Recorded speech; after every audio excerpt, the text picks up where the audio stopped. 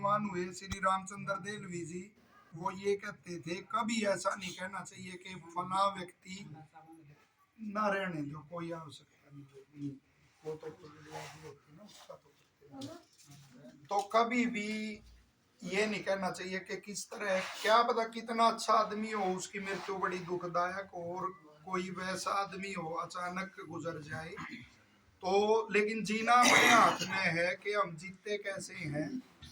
तो बहुत ही अच्छा उनका जीवन था, और पूरे का पूरा परिवार उनका, श्री जिले सिंह जी का परिवार है, श्री रामधारी जी का परिवार है, और श्री देईचंद आदि इनका परिवार है।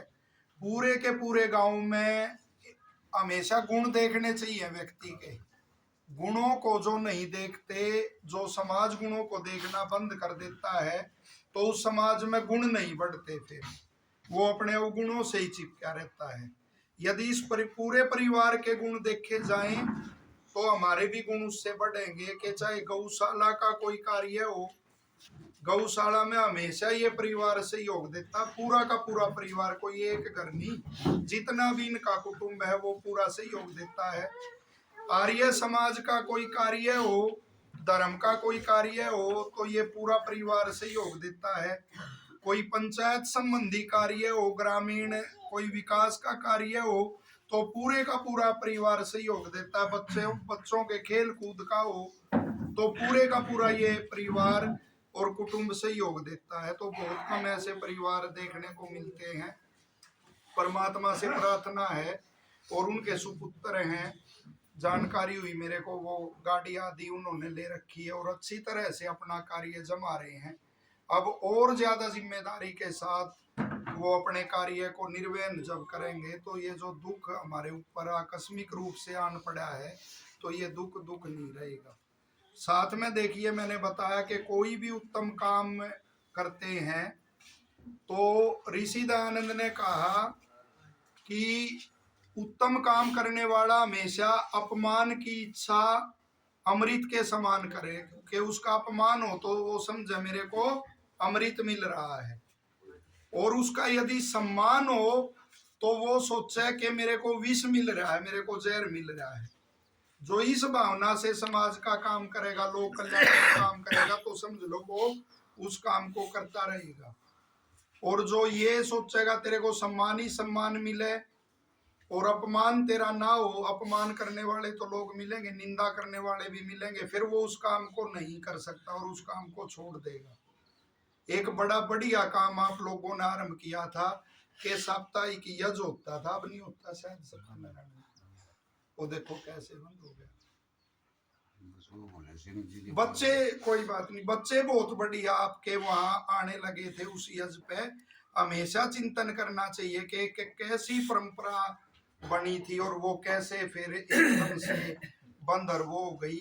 और इस काम को धर्म में नहीं, हर काम में लोक कल्याण के में, चाहे गौशाला का हो उसमें घटाना चाहिए।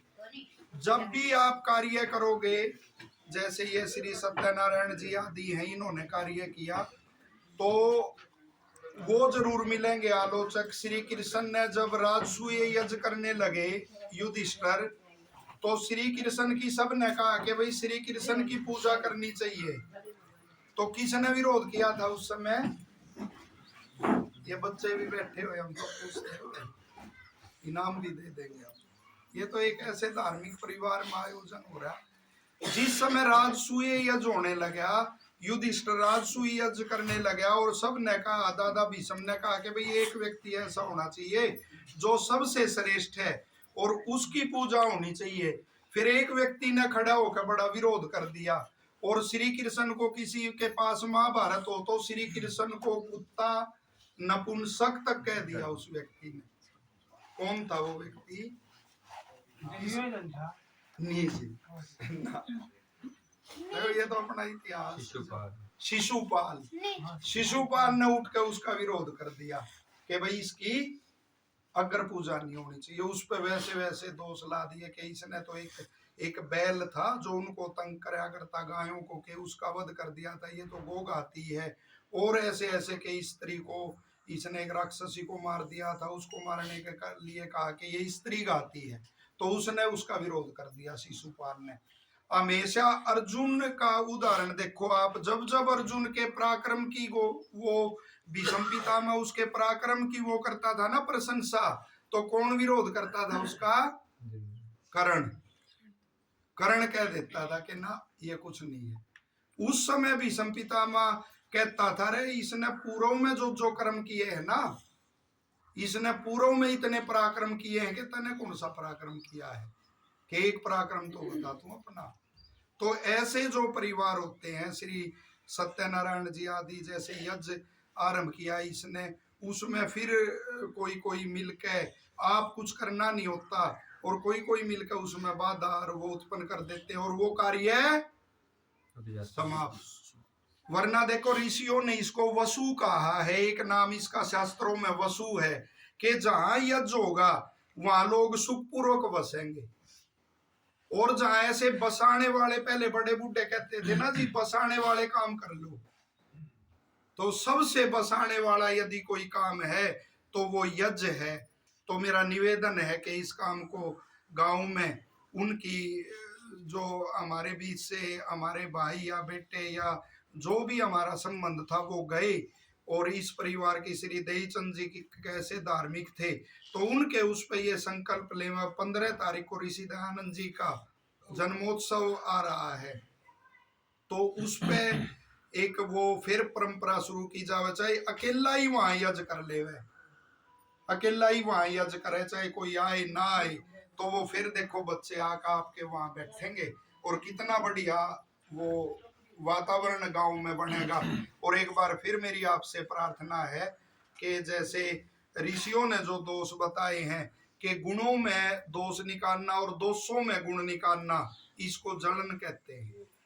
ईर्ष्या की पहचान ऋषि दयानंद ने बताई, दोषों में गुण निकालना और गुणों में दोष निकालना। जब ये भावना अपने मन से हम समाप्त कर देंगे तो निरंतर रूप से गांव में कल्याण होगा, आपके बच्चे बढ़िया बनेंगे ऐसे। वरना कितना नशा और जो वाणी में नहीं बोलना चाहिए वो हम बोलते रहते हैं हमेशा, और बच्चे धीरे धीरे देख के गांव के साथ ऐसे ही बच्चे और वो घूमते रहते हैं, उनका विकास नहीं होता। पीछे एक और कल्याणकारी योजना गांव में चलाई थी, शायद वो सुनील जी थे, वो महेंद्र का लड़का, वो टेस्ट लेते थे बच्चों का, है भी वो कमाल हो गया। और उस माध्यम से बच्चे लगे, अनेक सरकारी सेवाओं में बच्चे लगे। तो कोई भी या ये शुरू करे या सुनील करे या ये करे या और करे, उस काम में सहयोग देना चाहिए। और ये प्रार्थना है भाई के दूतों से सावधान। ये दूत घूमते हैं ना, उसने छोड़ दिया, उसने छोड़ दिया, उसको गिराने के लिए, उसको गिराने के लिए, ये फिर सारे के सारे जो अच्छे काम हैं वो समाप्त हो जाते हैं। तो मेरी परमात्मा से प्रार्थना है इस परिवार की इसी तरह यज्ञ के प्रति श्रद्धा रहे।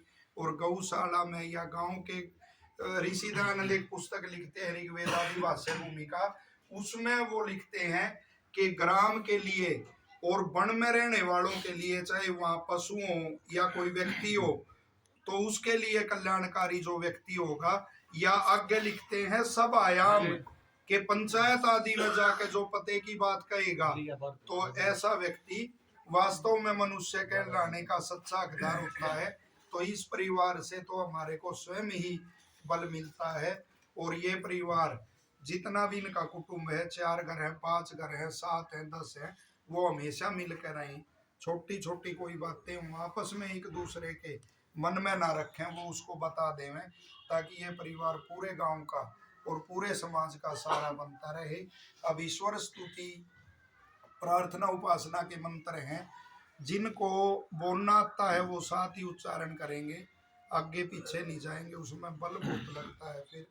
और जिसको नहीं बोलना आता आंखें बंद करके वो ओम में ध्यान लगाएंगे। अतः ईश्वर स्तुति प्रार्थना उपासना मंत्र है।